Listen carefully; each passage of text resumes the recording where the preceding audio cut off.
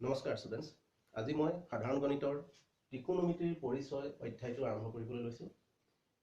এই অধ্যায়টোত তোমালোকে জানিব লাগিব যে এটা সমকোণী ত্ৰিভুজৰ সূক্ষ্মকোণ কেইটা আৰু বাহুকেইটাৰ অনুপাতৰ মাজত সম্পৰ্ক কি। এতিয়া মই এটা সমকোণী ত্ৰিভুজ প্ৰথমতে অংকন কৰিছোঁ।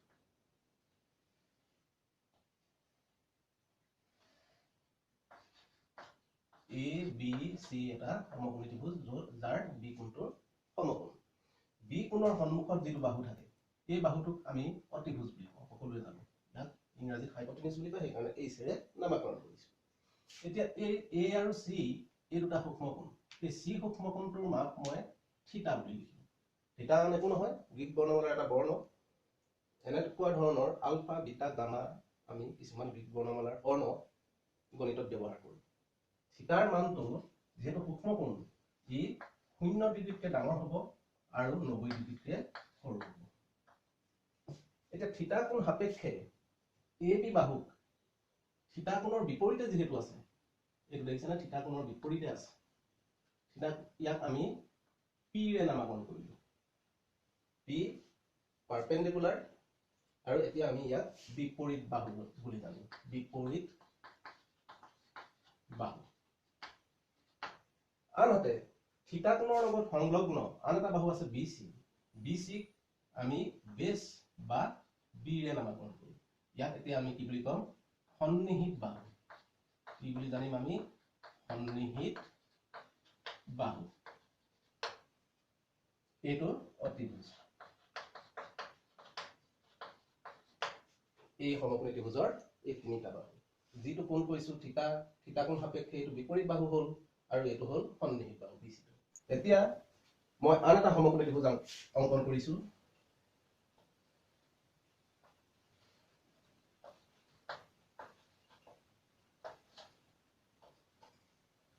এইটোতো আমি জানোৱে, সমকোণৰ সন্মুখৰ যিটো বাহু এইটো অতিভুজ। তাৰপিছত এইবাৰ মই সূক্ষ্মকোণ এক ধৰিলো, এই মানটো থিতা বুলি ল'লো। এই থিতা কোণ সাপেক্ষে বি চিটো কি হ'ব, পি হ'ব, বিপৰীত বাহু।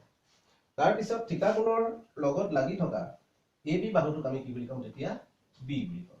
এই বাহুকেইটা প্ৰথমতেই তোমালোকে কি কৰি ল'ব লাগিব, কোনটো বিপৰীত বাহু হ'ব আৰু কোনটো সন্নিহিত বাহু হ'ব সেইটো কিন্তু চিনাক্ত কৰিব পাৰিব লাগিব। এতিয়া আমি এই বাহুকেইটাৰ অনুপাত কি কি পাব পাৰো সেইটো চাওঁ। এটা কি পাব পাৰো, P divided by H, P divided by H বা H divided by P। ইয়াৰ প্ৰতিক্ৰমটো হ'ব H divided by P। ঠিক সেই ধৰণে আৰু এটা পাব পাৰো B divided by H, B divided by H, আৰু ইয়াৰ প্ৰতিক্ৰমটো কি হ'ব, H divided by B। ঠিক সেইদৰে এটা অনুপাত পাম, সেইটো হৈছে P divided by B। ইয়াৰ বিপৰীত অনুপাতটো হ'ব B divided by P। এই অনুপাত কেইটাকে আমি কি কৰিছো, থিতা কোণ সাপেক্ষে একোটা নাম দিছো। থিতা কোণ সাপেক্ষে P divided by H, এইটোক নাম দিছো sin থিতা, sin থিতা। আৰু ইয়াৰ যিটো প্ৰতিক্ৰম এইটো হ'ব cosec থিতা। সেইদৰে B divided by H টোৰ নাম দিছো cos থিতা, আৰু H by B সমান হ'ব sec theta. P by B সমান আমি কি পাম, tan থিতা, আৰু B by P সমান cot থিতা।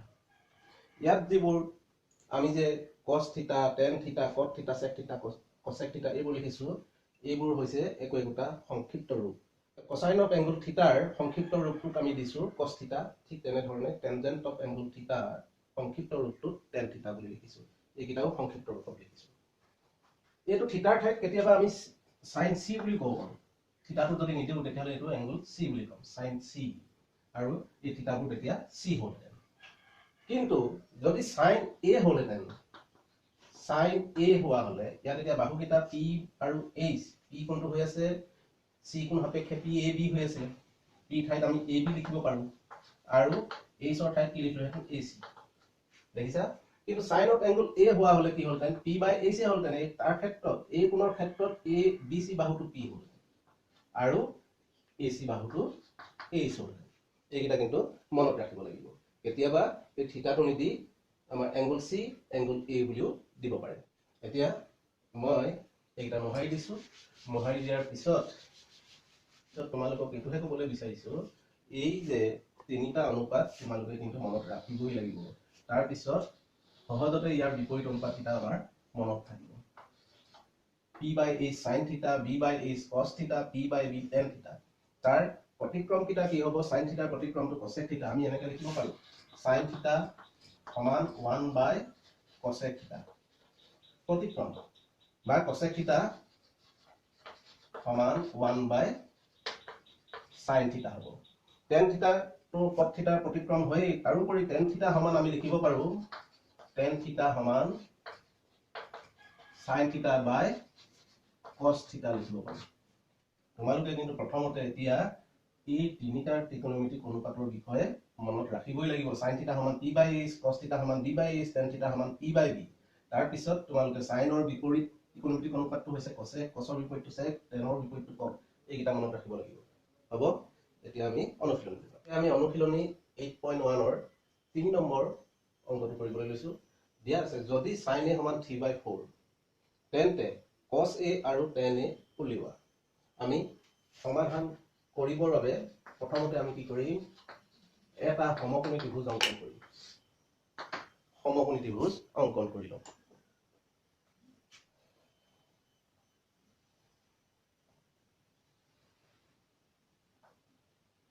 ইয়াত b কোণটো সমকোণ এটো a এটো c এই কোণটো সূক্ষ্মকোণ a কোণ সাপেক্ষে এইটো হ'ব h আৰু এইটো হ'ব p এইটো হ'ব b আমাক দিয়া আছে sin a সমান 3/4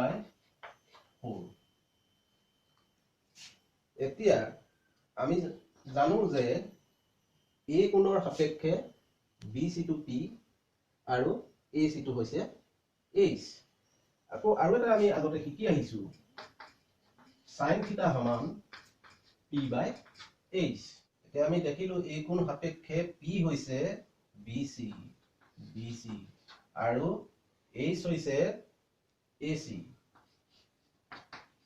সমান 3/4 এইখিনি উলিয়ালো bc আৰু ac ৰ অনুপাতটো 3/4 এতিয়া আমি bc সমান 3 আৰু ac সমান 4 দিলেও উত্তৰটো হয়তো ওলাব কিন্তু আমাৰ প্ৰকৃততে এইটো অনুপাতহে দিয়া আছে ইয়াৰ ঠাইত আমাৰ এনেকুৱা হ'ব পাৰে যে bc বাহুটোৰ জোখ যদি 6 হয় তেতিয়া হলে ac বাহুৰ জোখ 8 হোৱা সম্ভৱ সেই কাৰণে আমি কি কৰিম আমি এইটো bc সমান ধৰা হ'ল এতিয়া লিখিম ধৰা হ'ল bc সমান 28k কিবা এটা ধ্ৰুৱক পূৰণ হৈ আছে ঠিক সেইদৰে ac সমান 4k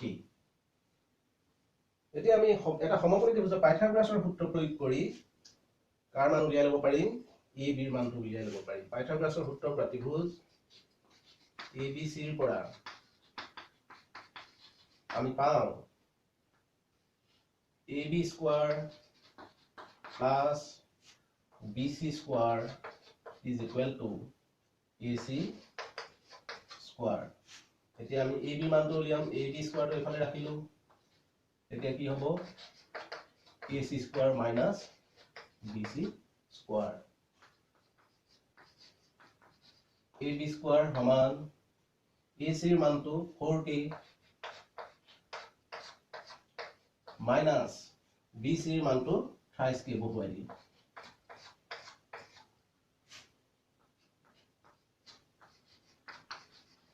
ab square সমান 16k square minus 9k square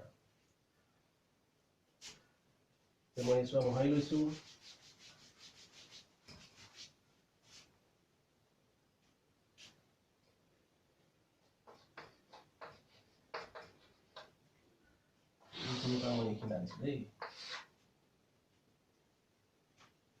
ab square সমান 16 পৰা 9 বিয়োগ কৰি দিলো 7k স্কয়াৰ এতিয়া ইয়াৰ যদি মই বৰ্গটো উঠাই দিম ab সমান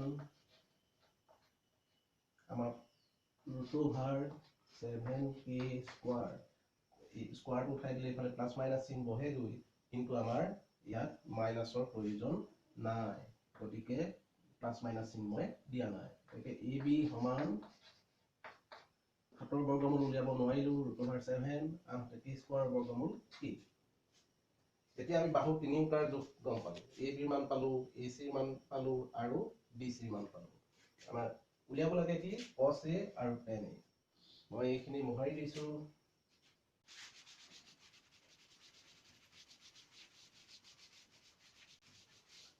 যে আমি উলিয়াম cos a